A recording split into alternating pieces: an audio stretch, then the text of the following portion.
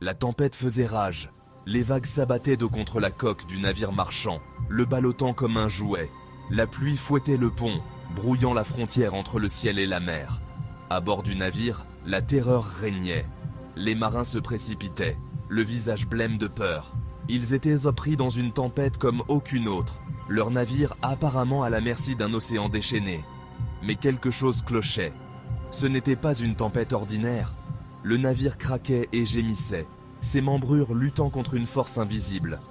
Un froid glacial imprégnait l'air, un froid qui semblait remonter des profondeurs même de l'océan.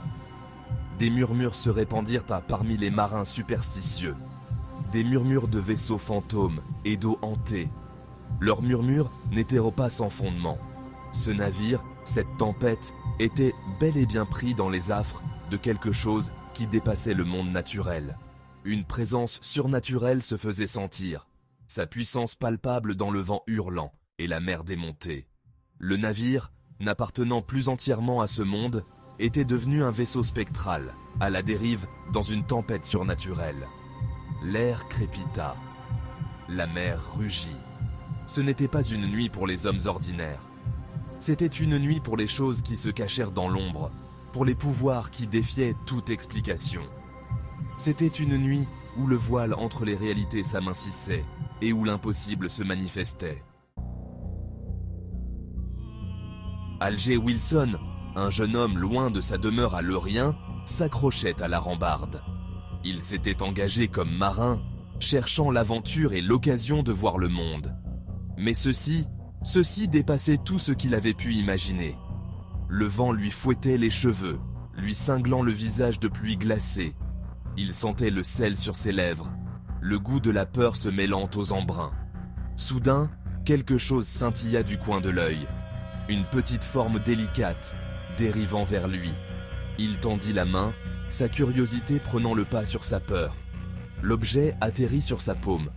C'était un flocon de neige, parfaitement formé, mais à 6 côtés, et il palpitait d'une faible lumière éthérée. Tandis qu'il observait, hypnotisé, le flocon fondre, la lumière pénétrer sa peau, une secousse le parcourut, un étrange mélange de froid et de chaleur. Des images défilèrent devant ses yeux, des visions d'une cité nimbée de brume, de silhouettes obscures échangeant des secrets, d'un monde à la fois familier et totalement étranger. Il tituba en arrière, la tête lui tournant, le monde autour de lui vacillant. Le flocon, les visions, c'en était trop. Il était tombé sur quelque chose qui dépassait son entendement. Quelque chose qui murmurait des pouvoirs cachés et un destin qu'il ne pouvait pas encore comprendre. La peur resserra son emprise sur son cœur. Mais il y avait autre chose aussi. Une lueur d'excitation, une étincelle de curiosité qui refusait de s'éteindre. Le navire tangua violemment. Des cris déchirèrent la tempête. Alger secoua sa désorientation, ses sens désormais exacerbés. Il pouvait la sentir maintenant, la présence sur le navire, froide et malveillante. Il vit le capitaine, le visage déformé par la terreur, brandissant un coutelas. Mais ce n'était pas vers la tempête qu'il le pointait. Il était dirigé vers une silhouette émergeant des ombres. Une silhouette grande et maigre, drapée de robes en lambeaux, ses yeux brillants d'une étrange lumière intérieure.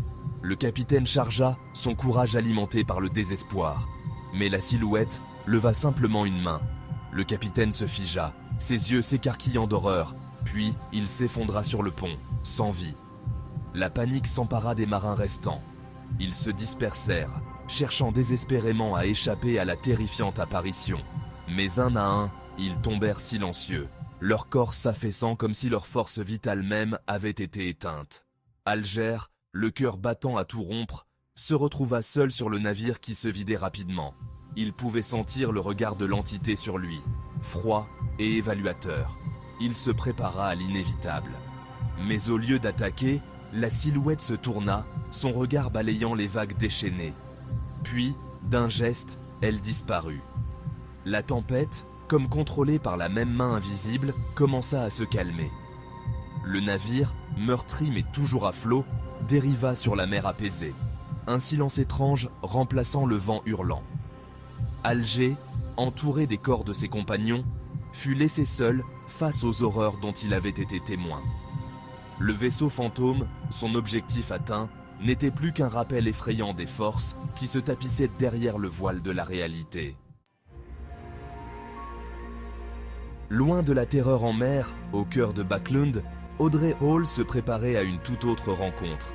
Héritière de la riche et influente famille Hall, sa vie était faite de privilèges et d'obligations sociales.